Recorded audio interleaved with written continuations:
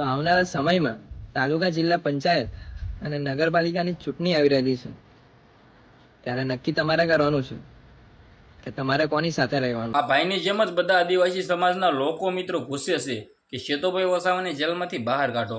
ક્યાંક ને ક્યાંક મિત્રો વાત કીધો ગઈકાલે તેમના જામીન નામંજૂર કરી દેવામાં આવ્યો છે. હવે તમને લોકોને ખબર છે કે ગુજરાતની અંદર આદિવાસી સમાજના લોકોનું મિત્રો ગૌરવ અને આદિવાસી સમાજના લોકોનું એકઠા સાથે મિત્રો વાત કીધો જે સારું એવું કામ કરનાર શેતુભાઈ વસાવા ગુજરાતની અંદર અત્યારે મિત્રો જેલની અંદર બંધ છે.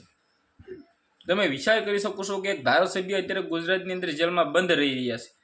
હવે તેનો ગુનો ડેફિનેટલી તમને બધા લોકોને ખબર હશે કે મિત્રો સંજયભાઈ નામના વ્યક્તિ ઉપર ગ્લાસ ફેંક્યો હતો. હવે કંઈક મહિલા બબલના કારણે શેતુભાઈ વસાવા જેલ પોલીસ સ્ટેશન પહોંચ્યા હતા.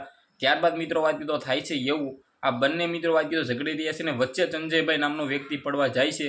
અને ત્યારબાદ મિત્રો વાત કીધો શેતુભાઈ વસાવા છે આપણે મિત્રો પાસે જે ગ્લાસ પડ્યો હતો એ ફેંકીને ભાઈ તેની સામે માર્યો. અને ત્યારબાદ મિત્રો વાત કીધો તે વ્યક્તિએ ભાઈ એફઆઈઆર નાખી શેતુભાઈ વસાવાની ધરપકડ કરવામાં આવી. ગઈકાલે તેમના જામીન નામંજૂર કરી દેવામાં આવ્યા.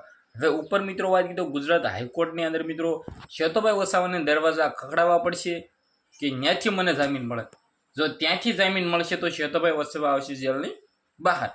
ક્યાંક ને ક્યાંક તેમનો વકીલનો એવો ખુલાસો છે કે જે આદિવાસી સમાજના લોકો શેતુભાઈ વસાવાને બસાવવા માટે એકઠા થઈને જે નારાબાજી કરી રહ્યા હતા, જે વડોદરા ખાતે પહોંચ્યા હતા ને તેના કારણે જ શેતુભાઈ વસાવાને જામીન નથી મળ્યા આવું કહી રહ્યા છે.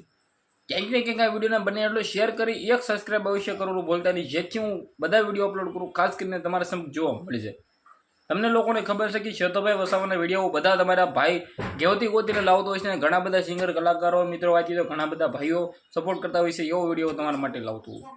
વિડીયોને શેર કરી સબસ્ક્રાઈબ અવશ્ય કરવાનું ભૂલતા નહીં. આજના વિડીયોમાં આટલી જ માહિતી આપણે એક નવા વિડીયો મળી. તેથી બધા લોકોને જય હિન્દ જય ભારત.